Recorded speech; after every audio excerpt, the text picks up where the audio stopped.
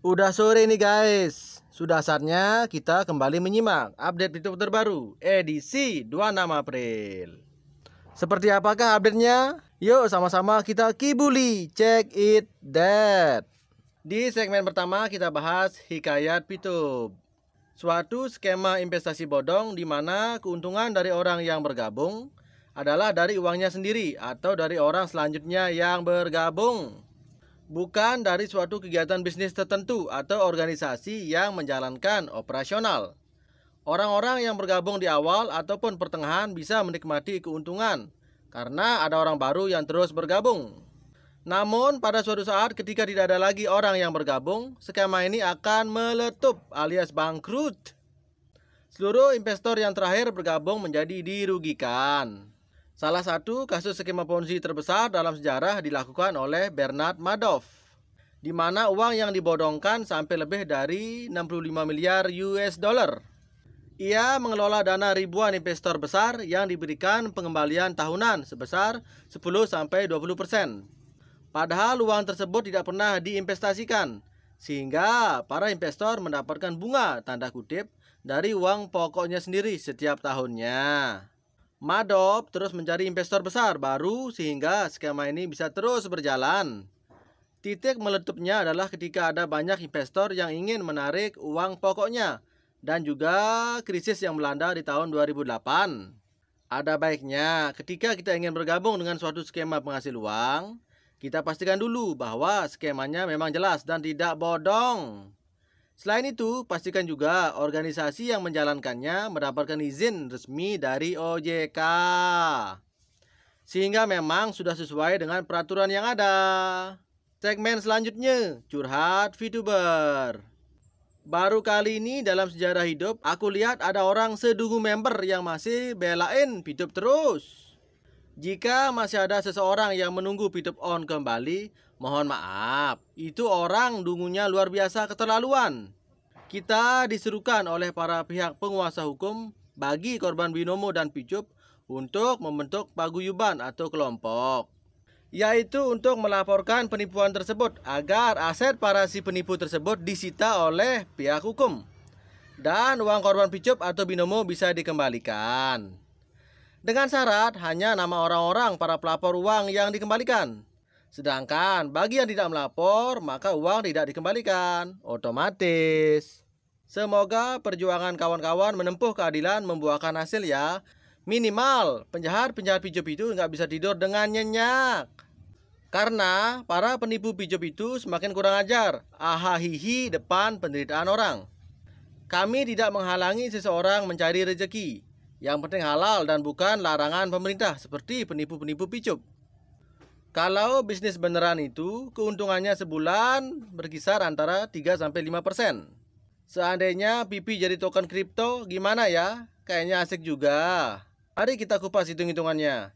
Bila PP yang disuplai ke VTuber berjumlah 10 miliar PP, maka berikut perhitungannya. 10 miliar PP dibagi 10 juta VTuber sama dengan 1000 PP per VTuber. Kemudian dari 1000 PP per VTuber sebagian besar di lock up. Anggap saja 50%-nya sehingga menjadi 500 PP per VTuber. Jumlah penduduk dunia saat ini 7,8 miliar. Anggap saja yang bermain kripto jumlahnya 20% saja. Nanti saat PP sudah listing di exchanger seluruh dunia, maka jumlah PP yang beredar di pasar akan sangat sedikit dibanding permintaan pasar seluruh dunia. Hukum pasar dan tingkat kebutuhan PP yang tentunya sangat fungsional, sistematis dengan berbagai fasilitas yang tersedia di VTube, misalnya social ads, e-commerce, games, NFT, dan lain-lain. Maka PP pasti sangat banyak dibutuhkan oleh penduduk di seluruh dunia, dan hasilnya kelangkaan PP terjadi. Di saat itulah harga PP akan naik to the moon. Mungkinkah dongeng VTube tadi akan terwujud guys? Entahlah, mudah-mudahan aja. Dan yang perlu diingat, tidak ada satu orang pun di dunia ini yang bisa mencegahnya. Bahkan seorang pencipta Bitcoin pun tidak bisa mencegah. Kenaikan harga PP yang diciptakannya hampir menembus 1 miliar per PP-nya. Amazing guys. Maka beruntunglah jika PP menjadi token kripto. Hanya itulah solusinya agar Pitup bisa lepas dari tuntutan membayar PP member. Sebab dengan PP berubah menjadi token kripto, maka jual beli antar member bisa berjalan kembali di pasar dunia. Selama ini kita, Pitubers, selalu diketawain karena Pitup belum on. Dipandang sebelah mata, sedih rasanya. Keluarga dan teman tidak saling sapa gara-gara join di Picup. Semoga Picup dipermudah on kembali. Apapun programnya yang penting on dulu, ya toh? Yang bisa meng-onkan Picup adalah manajemen Picup jika mereka belum bubar, seperti Jagwe dan Mr. Gary. Manajemen Picup di Indonesia yaitu Pak Prabowo dan tim dibantu Wilbert dan Pak Kiai Eman. Jadi kalau mau Picup on, mereka semuanya itu harus satu pikiran dan satu pendapat. Jangan mementingkan diri pribadi dan mengabaikan kepentingan bersama. Jangan karena kepentingan pribadi elit-elit Pitup member harus menderita, ya kan? Dulu sama keluarga ditentang habis-habisan waktu ikut fast track. Ternyata kekhawatiran mereka terbukti. Nasib. Siapa suruh fast track? Bukan hater saja yang jadi ancaman, tetapi dari Pituber yang sudah pada muntaber juga oleng yang menjadi bumerang. Biarkan saja, biasanya member yang seperti itu mau pergi sulit, mau bertahan pun juga sakit. Mereka menyiksa diri sendiri jika tidak secepatnya tentukan pilihannya sendiri. Orang pesimis pasti ada alasannya. Demikian juga orang optimis juga pasti ada alasannya, ya kan? Dapat bocoran nih dari Oma. Katanya tim Picup Malaysia sudah aktif telegramnya. Benarkah itu?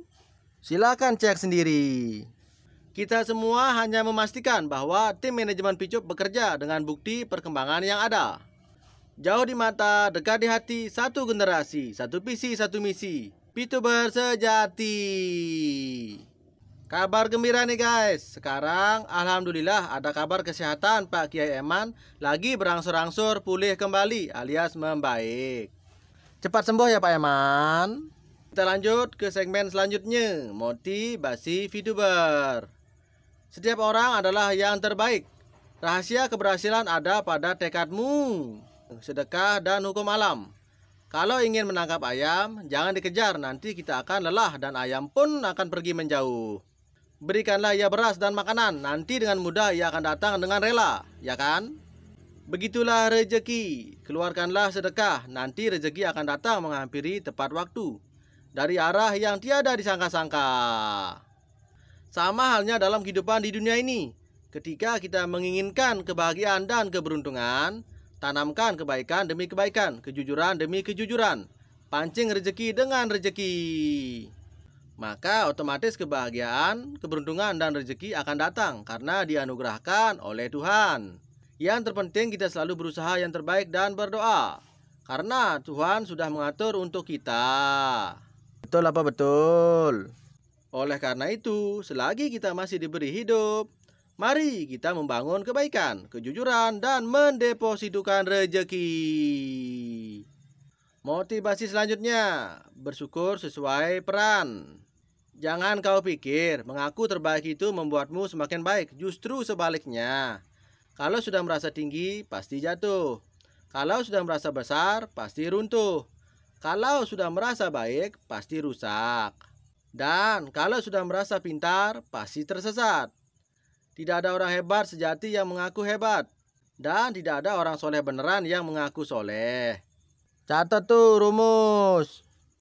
Sekali kita merasa menjadi yang terbaik, disitulah awal mula kita akan menjadi yang terburuk. Dan lama-lama terpuruk. Karena hakikatnya hamba itu merendah semakin indah.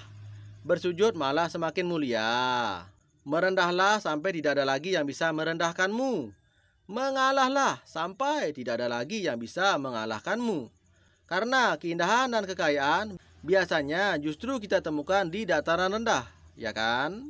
Yang di sana mengalir sungai-sungai dan penuh dengan oksigen yang menyegarkan. Begitu pula dengan kehidupan. Di bawah justru kadang malah penuh dengan kemudahan dan kedamaian. Ketika semakin tinggi derajat, maka semakin berat juga ujian. Apalagi sok merasa tinggi. Belum saatnya membawa beban, tetapi malah memaksa diri mengambil beban. Akhirnya gelimpang terjengkang. Jika belum mampu, katakan tidak mampu. Jika belum bisa, katakan tidak bisa.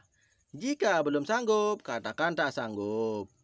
Ukurlah dirimu apa adanya dan tak perlu berbalut dusta agar orang lain kagum dan terpana.